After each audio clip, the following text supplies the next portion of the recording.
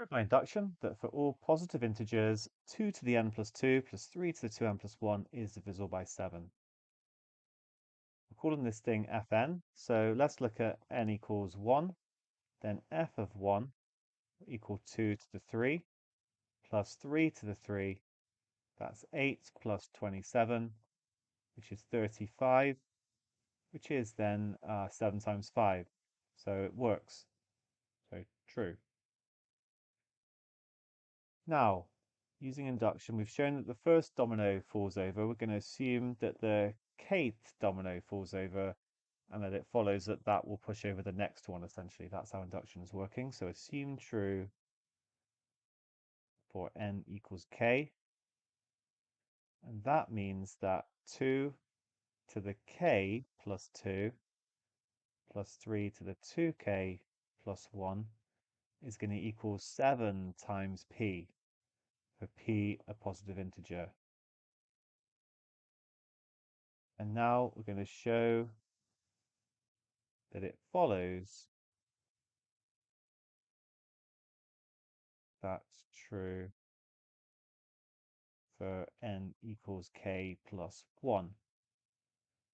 So sometimes for like matrices, or if you're dealing with summations, I would write down what it is for n equals k plus 1 here, because you kind of know what you're trying to get at the end, but it doesn't really help in this situation because we're not showing that it's equal to something, just that it's divisible by 7. So I'm going to skip that step. Often I see in mark schemes and the textbook at this point that they'd like to do f of k plus 1 minus f of k. There are variants of this as well, and show that that's divisible by 7, because if it is divisible by 7, then because this is, then this also is. But it's not always required, and I actually feel like it's unnecessarily complicated here, so I'm not going to be using that approach, but you can if you want, and please do have a look at the mark scheme. So I'm just going to write down f of k plus 1 and see what I've got, and then try and use this result. So 2 to the k plus 1 plus 2 plus 3 to the 2 k plus 1 plus 1. Right, now I somehow need to get a k plus 2 in there. Well, what I can do is rewrite this so it's 2 times 2 to the k plus 2. I've just got that plus 1 and brought it down because I'm just using the rules of indices. X to the a times x to the b is x to the a plus b. You can go the other way and say that it's x to the a times x to the b. This is what I'm doing here. 2 to the 1 times 2 to the k plus 2 is the same thing.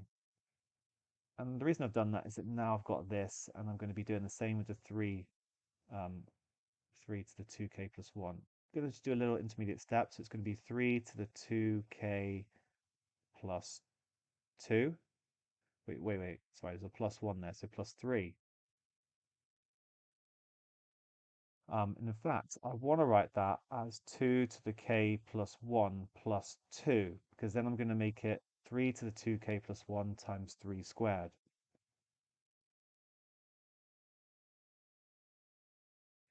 So it becomes 9 times 3 to the 2k plus 1. And what I can do now is take a 2 of each of them. So 2 lots of 2 to the 2k plus 2. Apologies, it was just k plus 2. Plus 2 lots of 3 to the 2k plus 1. And then I'm just left with 7 lots of 3 to the 2k plus 1. Now I'm ready to use the result that I know is true. That thing that I've just underlined is actually a multiple of 7. It's 7p. So it's going to be 14p plus 7 times 3 to the 2k plus 1.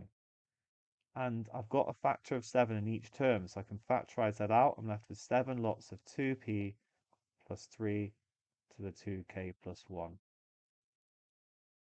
This is a multiple of 7, but this is divisible by 7. So true for n equals k plus 1. N equals 1 true, n equals k true, implies n equals k plus 1 true.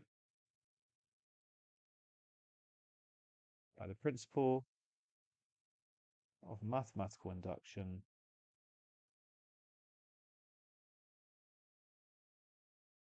Fn is divisible by 7 for all n that are positive integers.